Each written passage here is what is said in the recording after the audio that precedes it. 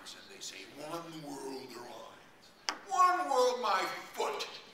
It's the alliance of a whole bunch of different, you know, companies, not one world. But this is an attractive sort of notion that we can get together sort of like a choir and sing together and make the same music in harmony.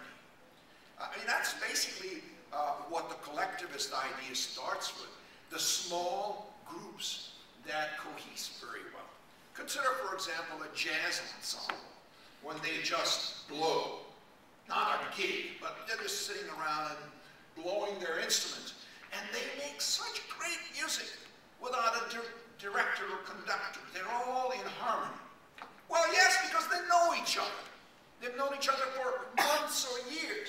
And by the time they get together and make such appealing music, they will have gotten used to each other voluntarily, of their own free will, not because somebody conscripted them into that jazz ensemble. But these small examples of human association sometimes exert a tempting attitude on the part of many people that we should just blow them up and make everything conform to them. I wrote a book many, many, many years ago, 1974, called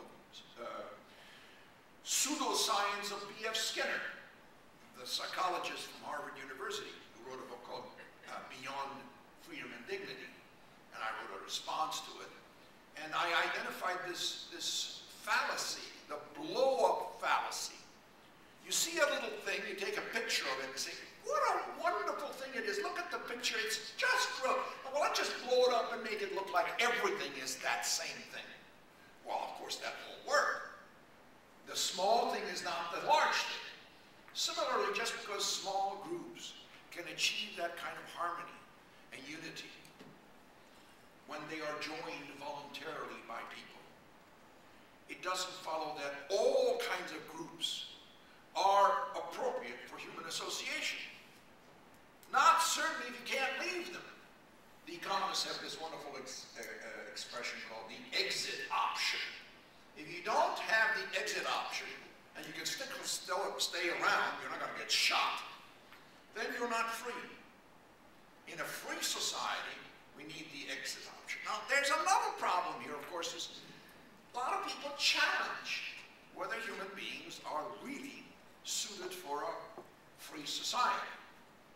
For example, there are criticisms of the implicit individualism in the idea of free society. People call individualists atomists, as if someone who advocates individualism advocated some sort of artificial hermitage for people to live all by themselves, and that they don't need to associate with anybody.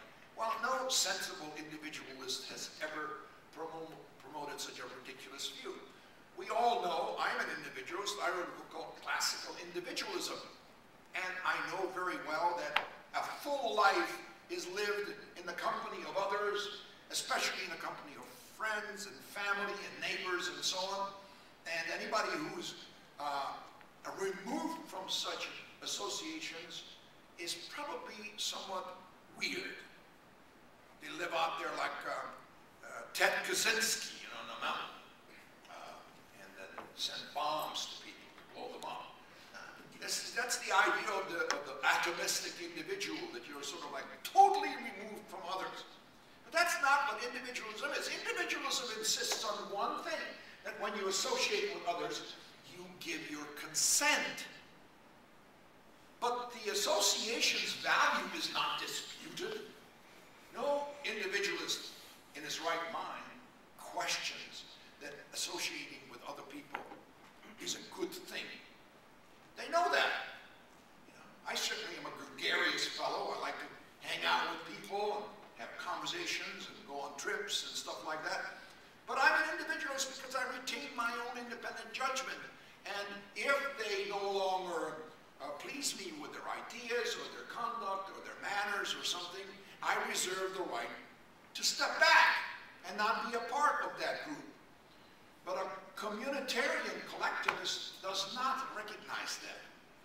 The terms on which you can leave the community are set by the community, not by you. And that is not consistent with the ideal of free society. Now, I happen to think that a free society is indeed best suited to human community life, where people do interact on a voluntary basis. Mind you, this is not a utopian ideal. Nobody who is an individualist or a libertarian promises that everything is going to work out hunky-dory in a free society. Free men and women can make big mistakes.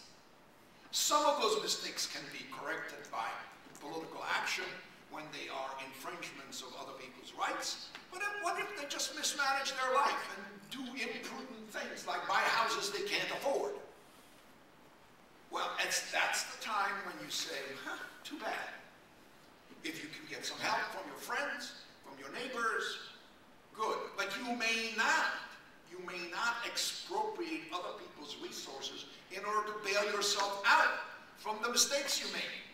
It gives you very, very bad habits. You know, I have 3 children. I've bailed them out many times. And believe me, I regret it. Because here, the youngest one is 25 and still asks me for funds to support her horse. And I'm a wuss. She's such a cute little girl. What can I do? I pay the damn thing, you know. But at least it's my money. I'm not going into my neighbor's home and robbing him and say, I'm going to bail my daughter out because she is a cute girl and you're going to have to pay for it. This is really weird in a free society. And again, it begs the question as to whether the free society in general is suited for human community life. But I think it is. I think one of the major human attributes that makes it suitable to human life is that human beings must generate their own thinking for themselves. They must have a measure of independence in order to cope with the world. Otherwise, they are inept. They become dependents. If you are somebody who is genuinely human and relies on your human faculties, your reasoning, your own set of emotions and so on, you can only take good care of those things if other people leave you be and give you room to make your mistakes. Now, if you make a mistake, you can always reach out and ask for some help. What you can't do is conscript the help. That's what is wrong, because that help will have to come from someone who may actually have something to do for which those resources are necessary. Just think of all this bailout money actually is an imposition on whom?